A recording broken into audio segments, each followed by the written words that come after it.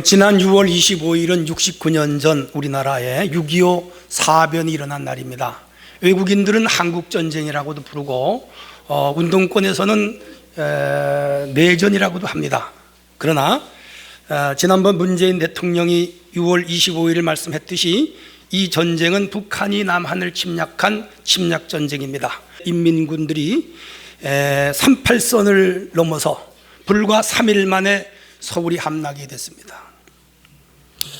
전쟁 중에 남한의 인명피해는 국군이 62만 1,479명, 사망실종 부상을 합해서 그렇습니다. 유엔군이 15만 4,881명 갔습니다. 민간인이 사망 24만 명, 학살 12만 9천 명이 죽었습니다. 부상자 23만 명, 납치된 유인사들이 8만 5천 명입니다. 행방불명이 31만 명입니다. 특히 유엔군 지상군 16개 국가에서 158만 명이 와서 한국전쟁에 참여를 했습니다. 그리고 병원선과 의료요원들을 합하여 21개 국가가 한국 6.25 전쟁에 참전을 3년간 했습니다. 우리나라의 재산 피해는 민간 가옥이 62만 호, 학교 15,400동, 경찰서 2,000동이 허물어졌습니다. 행정기관 2,700동, 의료기관 1,500동, 금융기관은 1,100동, 생산업체 13,100동, 교회가 800개가 불탔습니다. 공공기관이 12,100개, 항만, 철도, 교량, 전선, 공업시설, 발전시설, 탄광 모두가 파괴가 됐습니다. 이 전쟁으로 인해서 우리나라의 가축 293만 마리가 죽음을 당했습니다. 다 잡아먹은 거죠.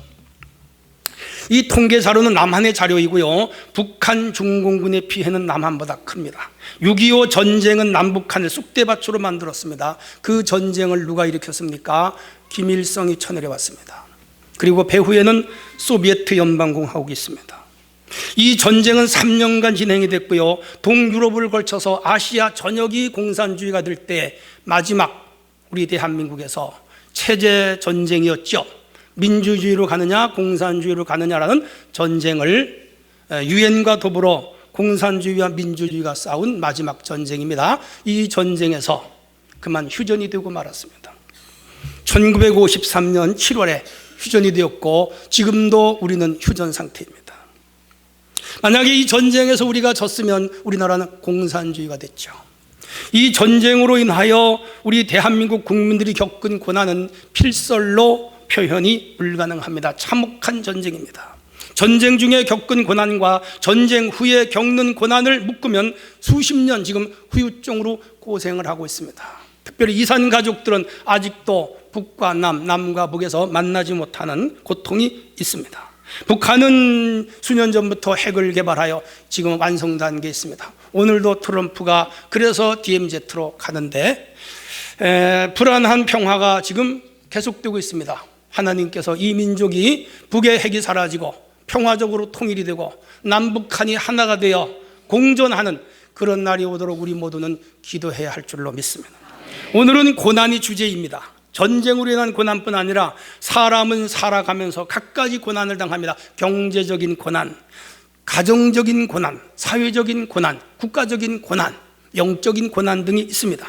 이런 고난이 인간에게 왜 오며 그 고난은 우리에게 어떤 의미를 주느냐, 이런 것들을 우리가 함께 생각하는 시간이 되도록 하겠습니다. 첫 번째 주제는 성도에게 고난은 왜 찾아오는가입니다. 고난은 괴로움과 어려움을 이루는 말입니다. 질병의 고난, 가난의 고난, 이별의 고난, 전쟁의 고난, 빚을 많이 져도 고난이에요. 우리 성도들이 빚지지 않기를 바랍니다. 죽음의 고난, 실패의 고난, 핍박의 고난, 따돌림의 고난. 우리가 공동체 사회에서 누구로부터 따돌리는 것도 고난입니다. 따돌림 당하는 것도 고난, 수용생활, 감옥살이 하는 것도 고난이지요. 추위의 고난, 더위의 고난 등 수없이 많은 고난들이 인생사에 일어납니다. 이런 고난들이 인생들에게 왜 일어나는가, 그 원리를 성경에서 찾는 것이 우리의 책임이죠. 또 우리의 사명이죠. 또 우리의 역할입니다. 첫째는 죄에 대한 징벌입니다. 우리가 사회생활을 할 때 국가가 정해놓은 법을 어기면 그게 죄가 됩니다. 국가가 정해놓은 법을 어기면 마음의 부담이 됩니다. 도망가고 싶고 쫓기고 싶습니다. 국가는 사법과 행정을 동원하여 그 사람을 추적합니다. 해서 징역을 살든지 혹은 벌금을 내게 합니다. 상응한 벌을 받아야 됩니다. 그렇지 않으면 그 고난은 지속됩니다.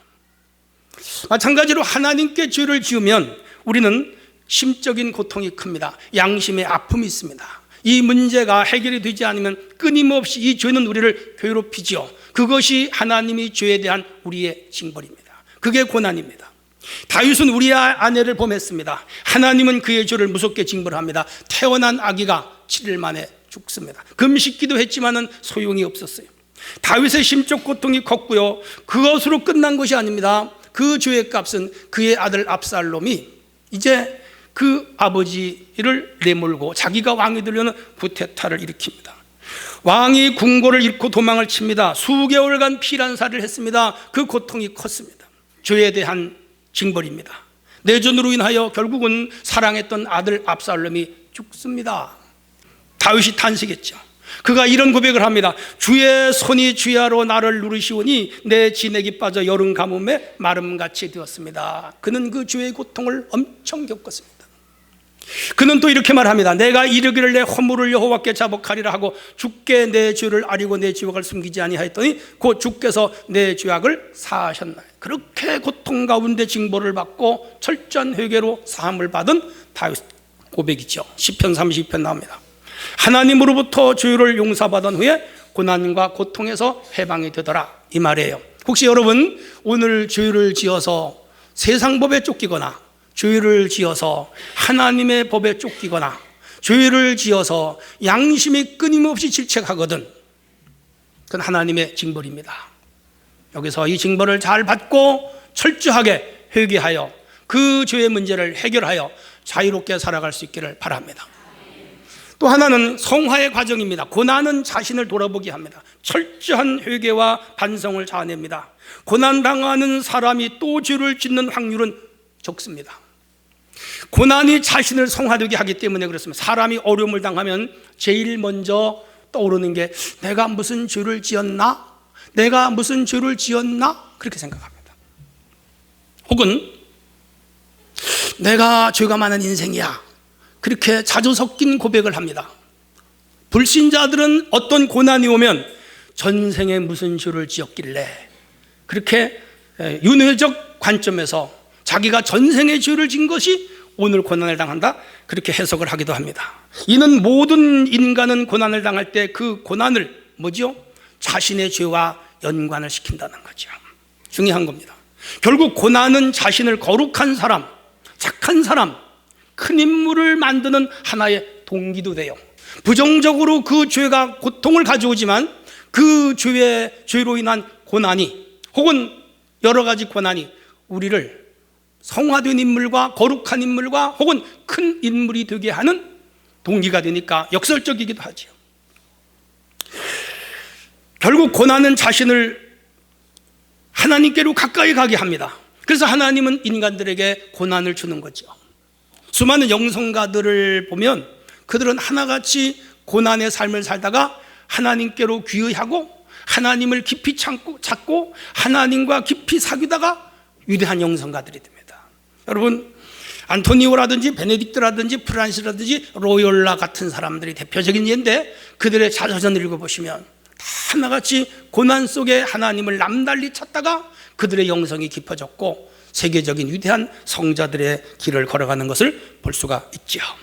우리 삶에 밀어닥친 고난들은 신앙과 기도로 극복하면서 더 깊이 성인의 반열에 들어설 수 있고 하나님과 깊이 사귀는 가운데 거룩한 성자의 길을 걸어갈 수가 있게 하는 하나님의 뜻이 계셔요. 그러므로 고난에 대하여 너무 반감을 갖거나 부정적인 생각을 갖지 말고 그 고난을 역으로 잘 활용하면 하나님 앞에 거룩한 성화의 인물들로 태어나게 될 줄로 믿으시기를 바랍니다. 큰 그릇이 되게 합니다. 고난은 우리를 큰 그릇으로 만드는데 도가니가 은을, 풀무가 금을 연단하거니와 나 여호와는 마음을 연단하느니라. 잠언 17장 3절에 고백합니다. 고난은 사람을 절망으로 이끌기도 하지만 그 고난을 잘 극복하면 큰 그릇이 돼요. 옆 사람하고 고난을 통하여 큰 그릇이 됩시다. 국가적인 그릇이 되기도 하고 민족을 위하여 쓰임받는 그릇이 되기도 하고 인류를 위하여 큰 그릇이 되기도 하고 혹은 그 시대를 위하여 큰 그릇이 되기도 하고, 역사적으로 큰 그릇이 되어서 온 수많은 사람들을 바른 길로 이끌어가게 하는 그런 역사가 일어납니다. 그래서 혹자는 우리 인생이 위대하게 되거나 위대한 삶을 살려면 고난대학을 졸업해라 그럽니다. 고난대학은 우리에 얼마든지 있습니다. 여러분 원하시면 오늘 고난대학에 입학하시기를 바랍니다. 하나도 아멘 안 하시니까.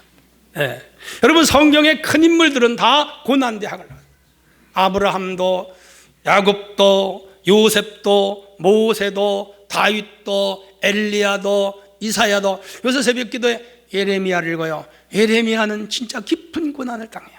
하나님 말씀을 선포하다가 핍박을 받고 박해를 받고 감옥에 갇히고 죽을 뻔을 여러 번 했어요.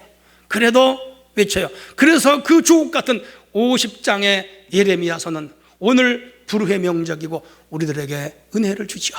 여러분 고난은 우리를 큰 그릇이 되게 한다는 사실을 기억하시기를 바랍니다. 고난은 강한 의지를 이끌어냅니다. 고난을 견디는 능력은 어떤 어려움과 시련도 이겨낼 수 있는 용기가 생겨납니다. 또 이 고난은 우리로 하여금 위기를 대처하는 지혜 능력도 생겨나게 합니다. 이 고난은 포용하는 포용력을 키우게 됩니다. 그리고 이 고난은 위기 앞에 패연자약한 인물로 만들어 버립니다. 그래서 사람들은 그런 사람을 추종하는 지도자로 따라가게 돼요. 그래서 이 세상에 고난 없이 지도자가 된 사람과 고난을 당하고 지도자가 된 사람은 사뭇 다릅니다. 우리 예수님은 이 땅에 오셔서 엄청난 고난을 당하셨고요, 결국은 십자가에 죽습니다. 그래서 오늘 2000년이 지나도 그 고난을 통하여 큰 그릇이 되신 성자 예수님을 온 인류는 추종하고 있고 우리도 끝까지 이분을 따라가는 것입니다. 기억하십시다. 오늘 어떤 고난이 오더라도 그 고난은 우리를 죄에 대한 징벌이지만은 동시에 성화의 과정과 큰 그릇이 되게 하시는 하나님의 뜻과 섭리가 있다는 사실을 명심하고 그 고난을 너무 싫어하지 말고 잘 받아 그 고난을 이겨내어 승리하는 주의 백성들이 될 수 있기를 바랍니다. 두 번째 주제입니다. 고난은 우리에게 주는 유익이 무엇인가? 71절로 72절에 근거한다면 잘 들어보세요. 고난당한 것이 내게 유익이라 이로 말미암아 내가 주의 율례를 배우게 되었나이다. 주의 입의 법이 내게는 천천 금은보다 낫습니다. 그랬습니다. 이제 고난은 첫째, 하나님께 기도하게 합니다. 고난당하면서 기도하지 않은 사람은 하나도 없어요. 고난당할수록 기도를 더 많이 해요. 새벽 기도, 철야 기도, 작정 기도, 금식 기도, 부르짖는 기도, 외침 기도는 대개 이 고난당한 사람들이 하나님께 기도하는 하나의 방식입니다. 그래서 하나님은 너희 중에 고난당한 자가 있느냐? 저들은 기도할 것이요. 즐거워하는 자들이 있느냐? 저희는 찬송할지니라 그랬어요. 여러분 고난당하는 분이 혹 있습니까? 기도하시기를 바랍니다. 기도하라는 주님의 요구가 고난으로 나타나는 사실을 기억하시기를 바랍니다. 환난 날에 내게 부르짖으라 내가 응답하겠고 내가 알지만 크고 비밀한 것을 내게 보여 알게 하리라 그랬어요. 뭐예요? 고난은 부르짖게 하고 부르짖을 때 남이 못 보는 것을 보고 남이 못 듣는 것을 보고 남이 갖지 못한 것을 갖게 하시는 하나님의 은혜가 임함을 기억하시기를 바랍니다. 옛날에 유대 나라 아사왕은 구수왕이 세라죠. 100만 대군을 이끌고 남유다를 침공을 했어요. 그러자 이 아사왕이 이렇게 기도합니다. 여호와여, 강한 자와 약한 자 사이에는 주밖에 도우리가 없사오니 우리 하나님이여 우리를 도와주세요. 울부짖으며 기도했더니 하나님이 이 구수왕 세라 100만 군대를 무찌르고 남유다 적은 나라가, 아주 작은 나라가 승리하게 한 줄로 믿으시기를 바랍니다. 예루살렘은 사네립 아수르의 왕에게 18만 5천 명에 의해서 포위가 되었어요. 사네립이 이 히스기야에게 편지를 보냈습니다. 나와서 항복을 하면 살려주겠다. 히스기야는 항복하지 않습니다. 그 편지를 가지고 성전에 올라갑니다. 그리고 이사야 앞에도 기도해달라고 부탁을 합니다. 그리고 금식을 하면서 죄를 뒤집어 쓰고 베옷을 입고 성전에서 하나님께 그 편지를 펴놓고 기도했습니다. 하나님이 그날 밤에 천사들을 보내서 18만 5천 명을 죽여버렸어요. 그리고 아수르 왕 사네립은 혈혈단식으로 도망을 갔다가 자기 나라에 가가지고 자기 자녀들에게 죽임을 당했습니다. 하나님이 승리하게 한 거죠. 여러분, 고난당한다면 기도하시기를 바랍니다. 기도하시면 하나님이 도와주십니다. 인도하십니다. 건져주십니다. 기적을 경험하게 될 줄로 믿습니다. 지혜를 주십니다. 솔로몬은 형통한 날에 기뻐하고 곤고한 날에는 뒤돌아보라 그랬습니다. 전도서 7장 14절. 개미 이야기 좀 할게요. 개미는 생물 중에 가장 힘이 없는 약한 생물입니다. 그들은 생존을 위하여 지혜를 짜냈습니다. 그것이 협동분업체계입니다. 하나님은 개미의 지혜를 배우라 잠언서에서 그렇게 말합니다. 그는 두령도 없고 간역자도 없지만 겨울 먹을 양식을 여름 동안 모아 들이나니 좀 더 잘자, 좀 더 졸자, 좀 더 눕자 할 때에 너희 가난이 강도처럼 오고 너희 곤핍이 군사처럼 온다. 그래서 너희들은 지혜를 개미에게 배워라 그랬습니다. 그 개미가 주는 지혜가 무엇입니까? 노동의 윤리입니다. 개미는 성충으로 겨울을 나기 위하여 먹이가 부족한 겨울을 위하여 끊임없이 여름 동안 그 양식을 가져다가 집에 보관을 합니다. 이 저축은 어디서부터 왔어요? 개미로부터 왔습니다. 그래서 우리 인간은 저축의 이 원리를 개미에게 터득한 거죠.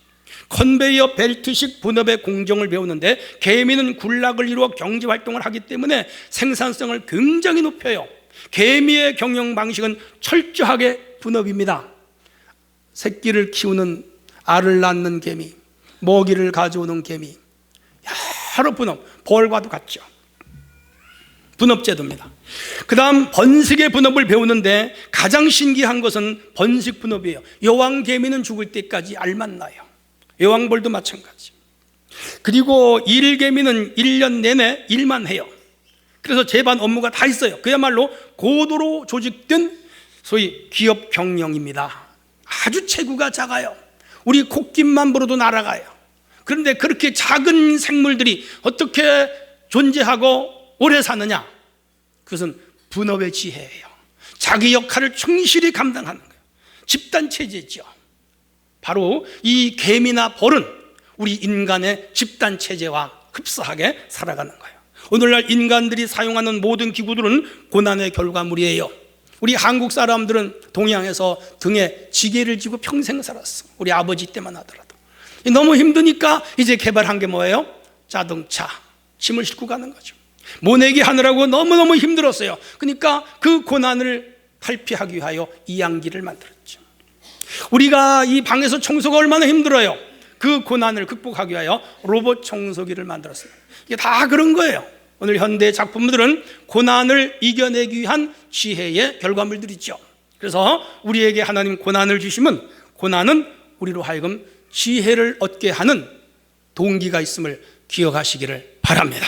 이런 고난 속에 하나님이 나를 어떻게 이끄시는가, 그 지혜를 발견하는 우리 성도들이 되기를 원합니다. 큰 믿음을 갖게 합니다. 베드로는 로마 시대에 엄청난 박해로 고난당하는 초대교회 성도들을 향하여 너희 믿음의 확실함은 불로 연단하여도 없어질 금보다 더 귀하여 예수 그리스도께서 나타나실 때 칭찬과 영광과 존귀를 얻게 할지니라. 전도서 베드로전서 1장 7절의 말씀. 동방의 의인으로 불리던 욥은 인간의 한계를 넘나드는 극심한 환난을 겪으면서도 5가지 겪잖아요. 그 많은 재산을 다 잃어 알거지가 됐어요. 아들 10남매가 하루아침에 죽습니다. 최악의 고난이죠. 자기 몸에 병들어서 기왓장으로 살을 긁어도 시원하질 않아. 아토피를 알아보신 분들은 이해가 갈 거예요. 그리고 인간관계가 다 끊어져 버렸어요. 고독이죠. 더 무서운 것은 행복했던 가정이 해체가 됐습니다. 이런 극심한 고난 가운데 그가 고백합니다. 내가 가는 길을 그가 아시나니 그가 나를 단련하신 후에 순금같이 나오리라. 여러분, 고난은 우리를 더 하나님을 의지하는 큰 믿음을 갖게 하는 이유가 있음을 기억하시기를 바랍니다. 우리가 환난 중에도 즐거워하나니 환난은 인내를, 인내는 연단을, 연단은 소망을 이루는 줄 알미로다. 바울은 로마서 5장 3, 4절에서 고백을 하지요. 믿음의 영웅들은 하나같이 고난을 겪었습니다. 우리가 어떤 고난이 오든 이 고난을 하나님 앞에 믿음으로 승화하면 여러분 삶에는 기적이 일어날 줄로 믿으시기를 바랍니다. 옆 사람하고 고난 가운데 낙심하지 맙시다. 낙심하지 않기를 바랍니다. 자, 마지막 세 번째 주제입니다. 고난은 우리에게 무엇을 줄까요? 축복을 줍니다.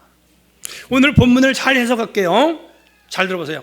이 다윗이 썼는지 누가 썼는지 몰라요. 작자 미상인데 이 알파벳이에요. 그래서 기가 막히게 잘 썼는데 8절씩 쫙 묶어놨어요. 첫째가 주의 율례를 배우게 합니다. 뭐가요? 고난이. 두 번째, 천천금보다 귀한 하나님의 말씀을 지키게 합니다. 고난 당하기 전에 말씀 안 지켰는데 고난 당한 이후부터는 말씀을 지키기 시작합니다. 이게 축복이에요. 주의 손이 나를 만들고 세웁니다. 고난은 우리를 온전한 작품으로 만드는 과정이에요. 마치 토기장이가 하나의 그릇을 만들어 도간 위에 구워서 도기가 나오듯이 고난의 용광로에 구워서 우리를 온전한 성도로, 온전한 축복의 사람으로 만드는 과정이에요. 이 고난을 잘 이겨가는 성도가 되기를 원합니다. 주님의 말씀에 소망을 두게 합니다. 그리고 다섯째는 하나님의 성실하심을 깨닫게 되고, 여섯째는 주님의 위로를 체험하게 되고, 일곱째는 긍휼을 경험하게 되며 그 다음 말씀을 묵상하게 하고, 더 나아가서 이 고난이 많은 사람을 얻게 하더라, 그 말이에요. 이 세상에서 단련과 고난을 많이 당한 사람, 인품이 탁월한 사람, 리더십이 강한 사람, 큰 인물이 되면 그 고난이 그 사람 옆에 많은 사람이 따라오게 돼요. 이렇게 고난은 우리를 많은 사람들이 붙게 하고 따라오게 하는 이유가 돼요. 성도 여러분, 고난을 주님 앞에 잘 이겨갈 수 있기를 바랍니다. 그래서 이 시편 119편의 저자는 다윗으로 추론되던데 다윗만큼 고난을 많이 당한 사람도 구약에는 없어요. 그래서 그는 위대한 영웅이 되었고 이스라엘의 왕이 되었으며 오늘 부르의 임금이 되었고 수많은 사람들이 그를 추앙하는 인물이 된 거죠. 그런데 이것보다 더 큰 고난을 당하신 분은 예수님이죠. 십자가에 죽는, 그리고 자기 제자에게 배신을 당하는, 그리고 종려가지를 흔들면서 호산나 다윗의 자손이라고 외쳤던 자들이 불과 3, 4일 만에 저를 죽이라고 하는 도당으로 그 변한 그 환경 속에 그 아픔을 당하며 죽었지만 3일 만에 부활하심으로 모든 인류를 구원하시고 2000년이 지난 오늘까지도 수많은 사람들이 그를 따르게 하는 큰 인물의 자리에 우리 하나님이 세워주신 줄로 믿으시기를 바랍니다. 이렇게 고난은 우리에게 축복을 가져와요. 좀 더 구체적으로 말씀드리면 하나님을 전적으로 의지하게 하죠. 참 믿음은 하나님을 전적으로 의지하는 삶이에요. 여러분, 믿음이 뭐예요? 하나님 의지하는 거예요. 그런데 고난 당하기 전에는 하나님 의지하는 게 약해요. 고난 당하기 전에는 하나님을 대충 믿어요. 그런데 고난을 당하면 당할수록 하나님을 더 의지해요. 믿으시면 아멘. 그러므로 이 고난은 하나님을 잘 믿게 하시는 하나님의 수단이요 방법인 것을 기억하시기를 바랍니다. 작게 아픈 사람은 의사를 의지하지만 크게 아픈 사람은 하나님만 의지합니다. 작게 실패한 사람은 자신의 힘을 의지하거나 인간을 의지하지만 크게 실패한 사람은 하나님을 잃게 하죠. 믿게 하죠. 이게 차이예요. 조금 잃은 사람은 세상에 한낱 소망을 두지만 많이 잃은 사람, 아니 전부를 다 잃은 사람은 하나님밖에는 의지할 데가 없어요. 이렇게 고난은 철저하게 우리 하나님만을 의지하게 함을 기억하시기를 바랍니다. 송명희 시인은 뇌성마비 환자예요. 어려서부터 그렇게 태어났어요. 세상에 의지할 데가 하나도 없어요. 학교 공부를 해본 적이 없어요.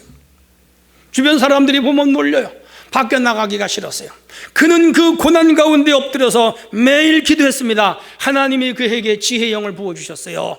그가 쓴 시는, 저도 시인이지만 그 송명희 시인이 쓴 시는 가슴으로 읽어져요. 왜? 그의 고난이 위대한 시인을 만든 거지요. 전용대 목사님은 젊은 시절에 장래가 촉망되는 트롯 가수였어요. 잘 나가던 사람이에요. 그런데 교통사고로 한쪽 다리를 잃어버렸습니다. 자살을 4번 시도했습니다. 그러 울며 불며 하나님을 찾다가 하나님을 만났죠. 그는 목사님이 되었습니다. 복음 증거자가 되었습니다. 그의 간증, 그의 찬양은 우리의 심금을 울립니다. 그의 고난은 전적으로 하나님을 의지하게 하는 복이 그에게 임한 거지요. 사랑하는 성도 여러분, 고난당하는 분이 있다면 주님을 더 의지하여 크게 쓰임받는 축복의 그릇들이 될 수 있기를 바랍니다. 고난당하는 자의 위로자가 됩니다. 동병상련 잘 아시죠? 같은 병에 걸린 사람은 마음이 통한다. 양과 분비의 사자성어를 아시죠? 이거는 과부는 과부 사정을 안다, 그 말이에요. 같은 고난을 당한 자들은 마음이 통해요. 고통을 서로 나누어요. 타인을 동정해요. 측은지심이 생겨요. 그래서 이 고난당한 자는 고난당하는 자를 이해해요. 실패해본 사람은 실패해본 사람의 마음을 동정해요. 우리 주님은 고난을 당하였기 때문에 우리의 고난을 동정하시고 우리를 긍휼히 여기시고 우리에게 자비를 베푸시고 우리가 힘들고 어려울 때 우리를 도와주심을 믿으시기를 바랍니다. 그는 실로 우리의 질고를 지고 우리의 슬픔을 당하였거늘 우리는 생각하기를 그는 징벌을 받아 하나님께 맞으며 고난을 당한다 하였노라. 그가 찔림은 우리의 허물을 때문이요 그가 상함은 우리의 죄악 때문이라. 그가 징계를 받음으로 우리는 평화를 누리고 그가 채찍에 맞음으로 우리는 나음을 받았도다. 주님의 십자가가 있어서 우리의 질병, 우리의 고난, 우리의 아픔, 우리의 눈물, 우리의 고민이 그 안에서 해결된 줄로 믿으시기를 바랍니다. 여러분, 혹시 고난당하는 분이 있습니까? 그 고난을 통하여 내 주위에 어려운 사람들을 이해하는 성도가 되기를 원합니다. 고난당하는 자들을 도와주는 위로자가 될 수 있기를 바랍니다. 고난을 겪어보지 못한 세대는, 고난을 당해보지 않은 사람은 동정이 없습니다. 야박합니다. 파냅니다. 비수를 찌릅니다. 그런데 고난당한 사람은 마음이 넓어져요. 그래서 하나님 우리에게 고난을 주시는 거예요. 그렇다고 해서 일부러 고난을 받을 필요는 없어요. 하나님이 고난을 주시면 고난을 잘 이겨서 옆 사람하고 위로자가 됩시다. 이쪽 분하고 위로자로 삽시다. 그렇게 살아가시기를 바랍니다. 하나 더 말씀드리면 축복받은 간증자가 되게 합니다. 들어보세요. 사랑하는 내 딸아, 너의 기도가 높은 문지방을 넘게 하였구나. 암에 걸렸던 너의 아픔과 어둠이 나를 영생의 세계로 이끌어 주었구나. 70평생 살아온 내 삶의 잿불과도 같은 것이라는 것을 너가 가르쳐 주었구나. 한국 최고의 지성인 이어령 교수의 고백입니다. 이 사람은 이화여대 석좌 교수입니다. 신에 대해서도 인간에 대해서도 기성 모든 권위에 대해서 거부하던 사람, 몸짓으로 거부하면서 무신론자로 살아왔습니다. 2007년 7월 24일 그가 세례를 받기 위하여 무릎을 꿇었습니다. 한국을 대표하는 지성인인 지금까지 살아온 인본주의의 작업을 뒤로하고 지성에서 영성세계로 들어가는 길이었죠. 무엇이 그를 이 지성에서 영성으로 바꾸었는가? 그의 사랑하는 딸 때문입니다. 그의 사랑하는 딸은 원래 김한길 씨의 아내였습니다. 이혼을 했습니다. 암에 걸렸습니다. 그는 그 이혼과 암을 앓다가 결국은 죽지요. 그 자기 딸이 이혼을 당하고 암에 앓고 죽기까지의 그 전 과정을 지켜본 이 이어령 교수는 하나님께로 돌아가지 않을 수가 없었죠. 하나님께 그 딸을 살려달라고 무신론자가 애원을 하다가 하나님께로 돌아왔죠. 지식인들이, 수많은 한국의 지식인들이 이 이어령 교수를 비난했습니다. 어떻게 지성인이 예수를 믿냐? 지성인이 어떻게 교회를 나가냐라고 수많은 박해를 했죠. 그러나 그는 다 물리치고 세례를 받고 기독교에 냈습니다. 열정적으로 예수님을 변증하는 소위 간증자가 된 거지요. 하나님은 딸의 고통을 통하여 그의 아버지가 위대한 간증자가 되게 한 거죠. 이어령 같은 분이 예수를 믿고 예수님을 증거하는 것은 한국교회의 축복이죠. 엄청난 자산이죠. 그런데 그분이 어떻게 하나님께로 돌아왔느냐? 딸의 암과 이혼과 죽음, 그 고난을 통하여 하나님께로 돌아온 거예요. 그리고 그는 지금도 수많은 강연과 책을 통하여 수많은 불신자들과 기독교인들에게 도전과 용기를 주고 있습니다. 그러므로 이 고난은 축복의 간증자로 살게 하시는 하나님의 뜻이 있음을 기억하시기를 바랍니다. 결론입니다. 고난은 죄에 대한 하나님의 징벌입니다. 성화의 과정입니다. 큰 그릇이 되게 하는 연단이고요. 고난은 하나님께 기도하게 하고 지혜를 주시며 큰 믿음을 갖게 합니다. 전적으로 하나님만 의지하게 합니다. 또 나가서 이 고난은 고난당하는 자의 위로자로 살게 하며 더 나가서 축복받음에 대한 간증자로 살게 하시는 큰 은혜가 있음을 기억하시기를 바랍니다. 어떤 고난도 두려워 말고 낙심치 말고 하나님 앞에 더 가까이 나가 믿음이 자라고 축복을 받고 변화가 되고 간증하며 사는 우리 성도들이 될 수 있기를 축원합니다.